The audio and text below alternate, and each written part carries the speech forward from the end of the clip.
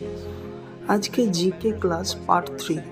আজকে যে দুটো টপিক ডিসকাস করা হবে তার প্রথমটা হচ্ছে আইসিজে, অর্থাৎ ইন্টারন্যাশনাল কোর্ট অফ জাস্টিস। এটা ইউনাইটেড নেশনসের একটা প্রাইমারি অর্গান জুডিশিয়াল রিলেটেডের জন্য। এটা 1946 সালে স্থাপিত হয়। এর হেডকোয়ার্টার হচ্ছে নেদারল্যান্ড দেশের দ্য হেগ শহরে। দেশ এবং দেশের মধ্যে যদি ডিসপিউট হয় এবং ইন্টারন্যাশনাল ল নিয়ে এই শুনানি হয়ে থাকে।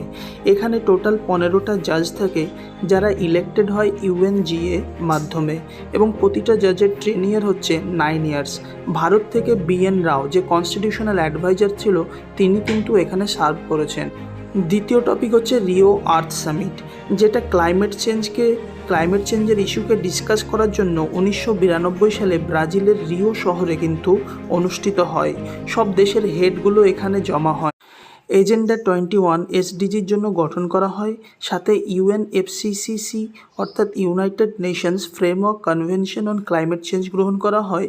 সাথে সিবিডি কনভেনশন অন বায়োলজিক্যাল ডাইভার্সিটিও গ্রহণ করা হয়। এই রিও আর্থ সামিট 1992 সালে একটা ইম্পর্টেন্ট আর্থ সামিট ক্লাইমেট চেঞ্জের